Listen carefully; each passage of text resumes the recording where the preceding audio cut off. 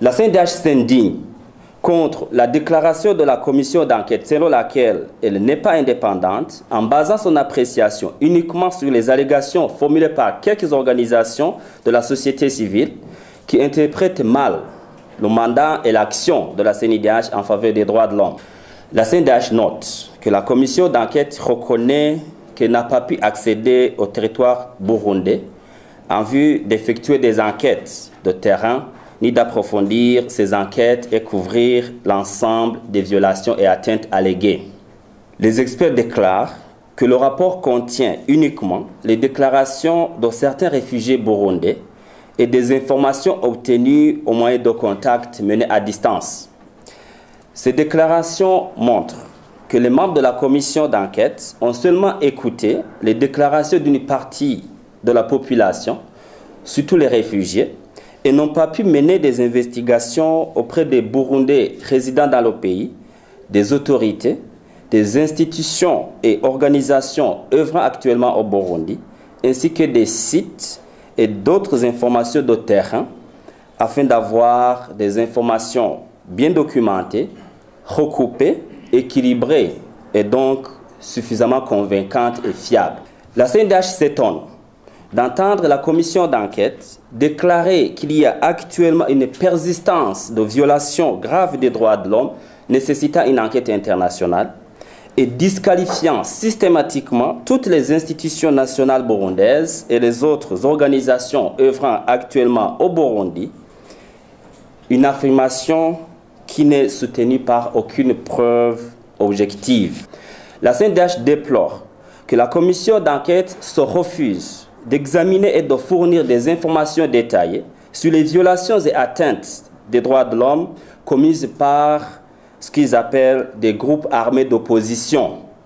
Il nous semble surprenant que les experts n'aient pas pu avoir accès à des informations qui sont pourtant dans le public, concernant notamment les attaques à la grenade dans les lieux publics comme les bars et les marchés, qui ont pourtant été revendiqués par certains politiciens. Après avoir lu et analysé ce rapport, la CNDH recommande ce qui suit. Premièrement, au gouvernement de maintenir sa politique d'ouverture sur les questions des droits de l'homme tout en protégeant le peuple burundais contre les velléités d'atteinte à ses aspirations légitimes. Deuxièmement, de continuer à s'engager dans le dialogue sur toutes les questions de préoccupation de la population burundaise.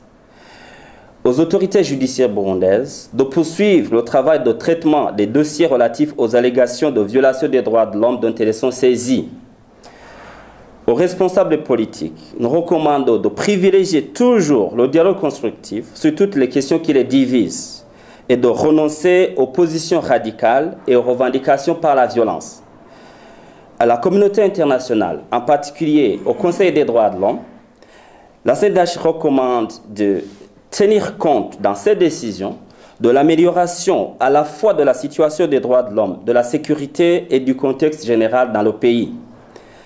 Deuxièmement, de ne pas considérer le rapport de la commission d'enquête comme un rapport final et concluant, mais plutôt comme une invitation au dialogue sur son contenu. Troisièmement, de continuer à soutenir les initiatives de paix et de dialogue politique en cours et aider les parties prenantes à trouver rapidement un compromis.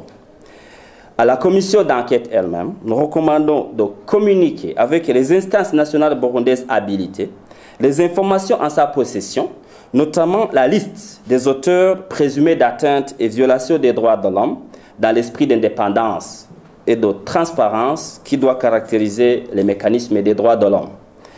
Deuxièmement, de respecter le principe de la présomption d'innocence. À la Cour pénale internationale, enfin, la CNDH recommande de ne pas se laisser influencer par les processus politiques.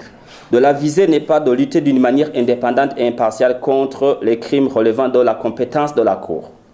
Et deuxièmement, de clôturer l'examen préliminaire entamé le 25 avril 2016 sur la situation au Burundi avec une décision permettant de laisser à la justice burundaise l'opportunité de s'occuper de toutes les plaintes concernant les crimes pouvant avoir été commis au Burundi.